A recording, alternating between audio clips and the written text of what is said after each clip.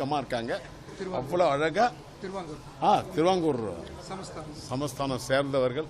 ஆனால் அவர்களை பார்த்தா அப்படி தெரியல. அவ்வளோ ஒரு அமைதி, அடக்கம். அதான் நிறைகுடம் ததும்பாது சொல்லுவா. காலி டப்பா தான் சவுண்டு நிறைய வரும்னு சொல்ற மாதிரி அவங்க எல்லாம் அவ்வளோ அழகா. தலைவர் ராஜேந்திரன் அவர்கள் இங்கே வந்திருக்கிறார்கள். ஒரு அற்புதமான மனிதர், நல்ல சகோதரர். இந்த அமைச்சர் ஆர்ட்ஸ் தலைவர் அவர் தானே.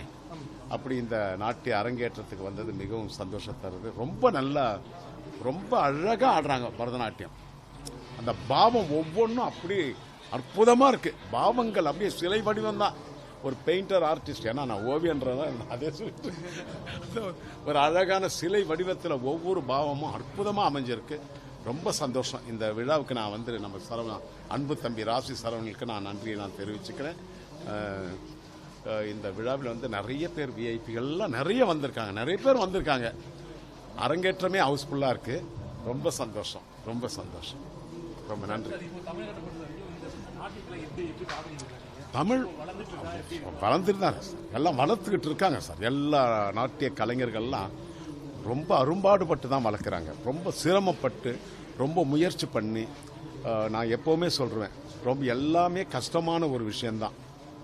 எல்லா தொழிலும் கஷ்டம்தான். யார் அதை இஷ்டப்பட்டு கஷ்டப்படுறாங்களோ அவன் மேலைக்கு வந்துடுறான், பெரிய ஆள் ஆகிடுறான்.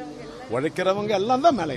அது போல் உழைச்சி உழைச்சி உழைச்சி நாட்டியம், நடனம், இப்போ பரதநாட்டியம், குச்சிப்புடி, மோகினி ஆட்டம் எல்லாம் இப்போ எங்கேயோ இருக்கு சார். நல்லா வளர்ந்துட்டு இருக்கு. அற்புதம், அற்புதம், அற்புதம். நல்லா இதை நான் தலைவர் என்ற முறை இயலிசை நாடக மன்றத்தின் தலைவர் நான்.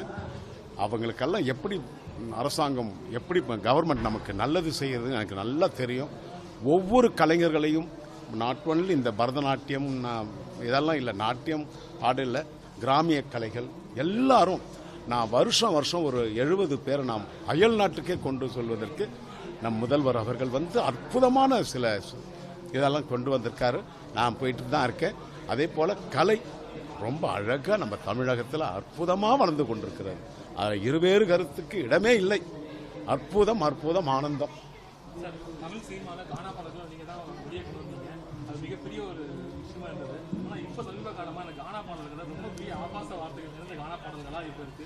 சின்ன சின்ன பசங்கள்லாம் அந்த பாடல்களை பாடிட்டு இருக்காங்க. அதுக்கு எப்படி பார்க்குறீங்க? அது நான் அவ்வளோதான், அது நான் ஒன்றும் பண்ண முடியாது. ஏன் இப்போ வந்து இப்போ இருக்கிற பாட்டு நான் நல்லா இல்லைன்னு ஒரு வார்த்தை சொல்லிட்டா நான் பழைய ஆளாயிடுறேன்.